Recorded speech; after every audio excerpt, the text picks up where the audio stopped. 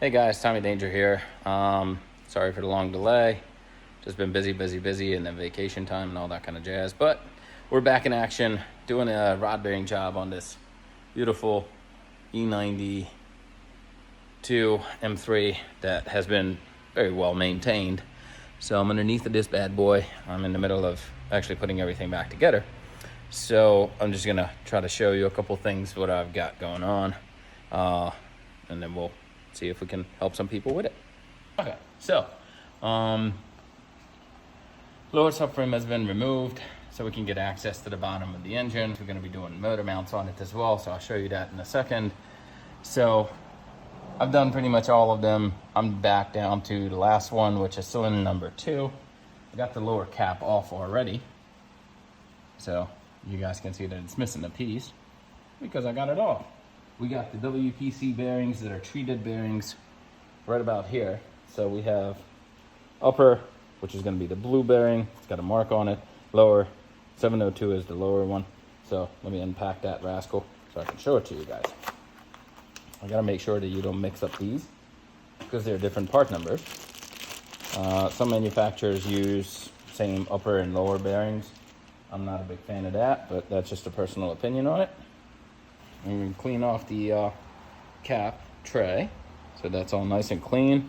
Make sure that the bearing is the correct one. So we get the red bottom, so that's going to be going into this little notch right here, and make sure that you put it in correctly. And I like to put it in just from the back side so you get it into the little spline. You might need some better lighting, but that's all good. I think I got it. You good? Okay, cool. So we got that one done. And then 703 is going to be the top one. A little trickier to do. Is this a job somebody can do at home?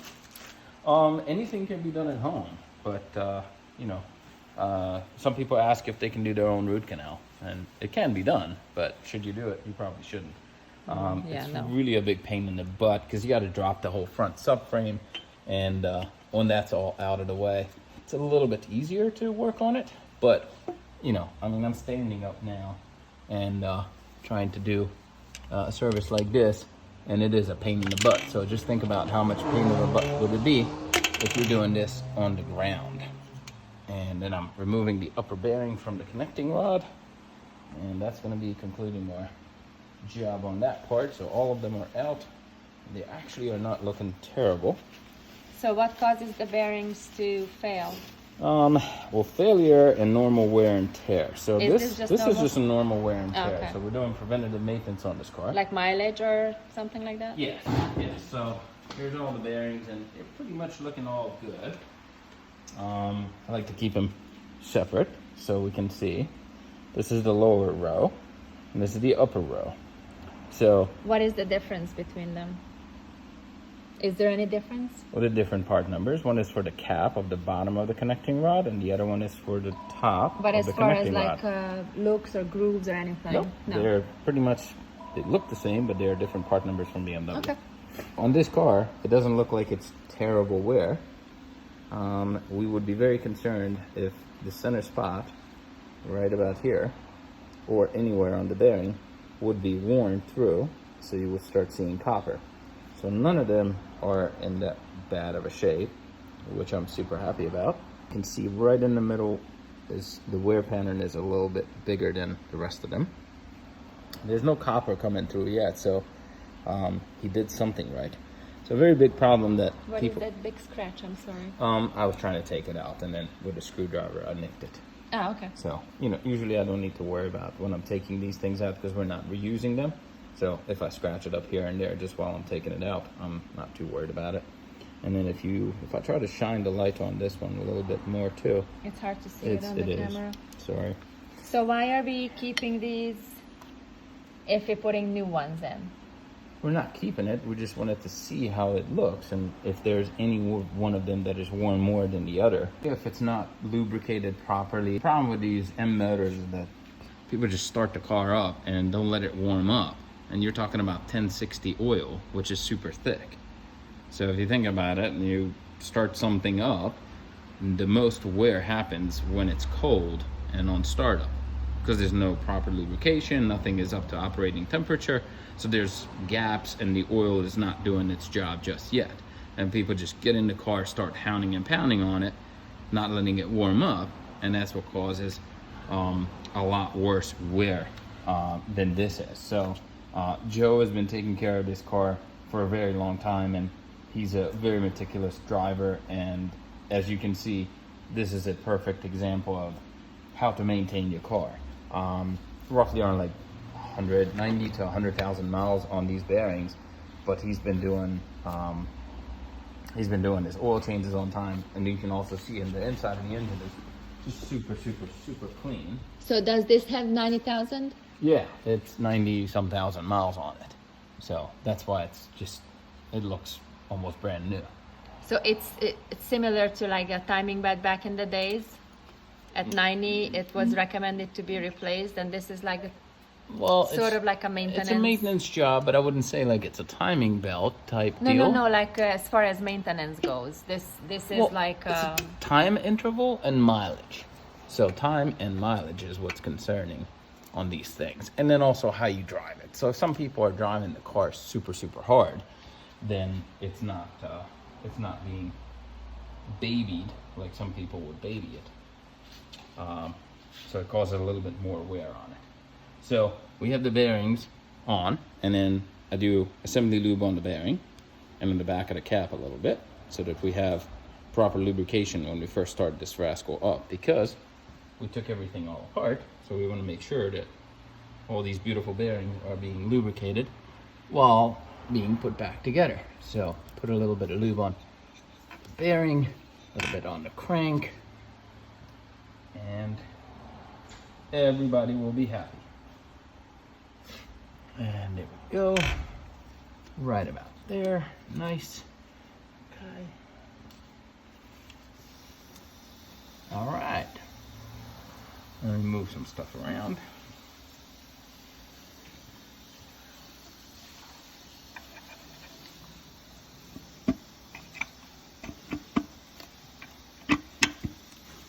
Okay. what was that? Pulling the connecting rod back onto the crank, because you got to move the connecting rod back a little bit just so you can get the bearing off. Right? Yeah, that's how I do it too. That's exactly. I mean, I've seen you do it a couple of times, and you've been doing fantastic. So He's lying. good job. Okay. So we have the actual bolts that are ARP bolts that we can reuse. We torque these guys to 60 foot-pounds. Down the road, when Joe decides to do the bearings again, then we can reuse these bolts. And line that bad boy up. There's only one way that these things go together, so make sure that you're not switching the cap position back and forth. And there we go. We have a little bit of ARP lube that goes on the bolts, so need to put it on the thread, and I like to put it on the head part of the bolt as well. And there goes the other one.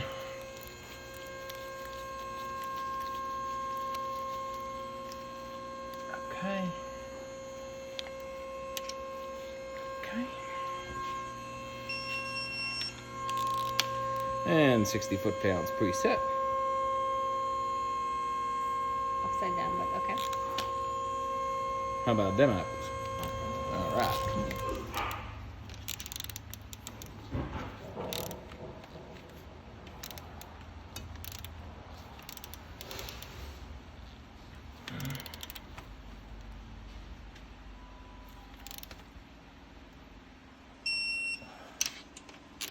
Oh, so it beeps when it Yeah, reaches? it does. Yeah, absolutely. And that, my good friends, concludes doing rod bearings on an E92. So what I'll do is, once I clean everything all off, I'll put the oil pump pickup tubes back, put the little bracketry all back together, clean off the oil pan, put the oil pump tubes back, put all the little brackets back that we took off. Once all that's good, and we'll clean the actual surface for the oil pan gasket where it mates, clean all the old residue off, put the oil pan back, and then we'll show you the actual engine mounts that we're taking off, so what we're replacing them with, and then we'll put the cradle back and put everything all back together. So, engine mounts. As I said, now that we're doing rod bearings on it, it's a very common thing that we do at the same time. And as you can see, the motor mounts did fail. See how they all cracked up? Both sides. That side. And this side as well. So, we have the bolts already loose on the bottom.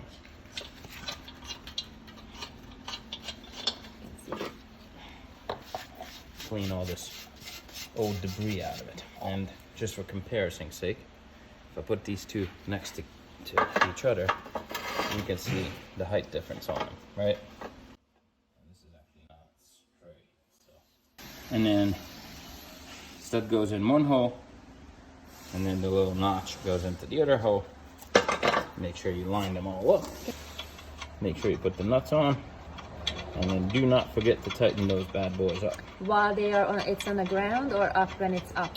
I usually like to tighten it up while it's down here, so that I don't forget about it. So are these original, you think? Most likely, yes. I don't think that this has been done. So 90,000 miles, 90-some thousand miles. Yeah, Wow. we've done these with a lot less miles as well. Are these lower engine mounts? How many engine mounts this car have? It just says 2 here. And then transmission mounts too? Yeah, that's in the back of it. But you can see, like, there's still a BMW part number on it. So yeah, this is probably the original engine mount on it. So That's amazing, though. It did its job. I mean, it's amazing, the difference on it. Yeah. So yeah, like, clean this all up so we don't have any kind of debris in here. A little bit of dirt. Can use a brush too. Yeah, you can do a brush, you can clean it all up. Hello, Mr. Security Officer. Hello, puppy.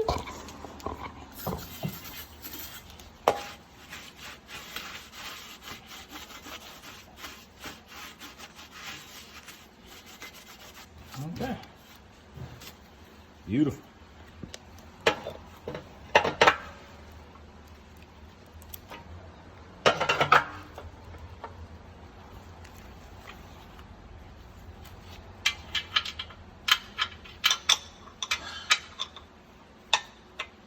And that's what's going on. As you can see, we put the 2 pickup tubes up for the oil pumps. So it's all back bolted up. And now we're gonna put the oil pan back. And then, Which is cleaned. well, we cleaned it up nicely. I'll put these rascals back. I don't think you put silicone, so you didn't have anything on it last time. No, but you want to hold it in place. And the problem is, it's very tricky. Because we need to keep the actual gasket intact. And we need to keep it where it's supposed to be. And it's a little bit trickier sometimes. Because it is. Okay. All right. And there we go. Now, do we have any bolts? If you hold it for one, I will hold it for a second. Then we will go behind me. Muffinstein.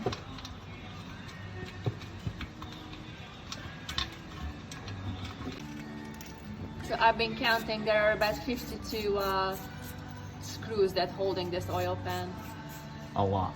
Yes. there's even some coming from the trans too, right here. Lots and lots and lots of little screws. And then we gotta start going, tightening these bad boys up. Whee! This is so big, so annoying. I should get the smaller torque wrench, but that would be too easy, right? 10 Newton meters. Oil pan. Tight. Boop. And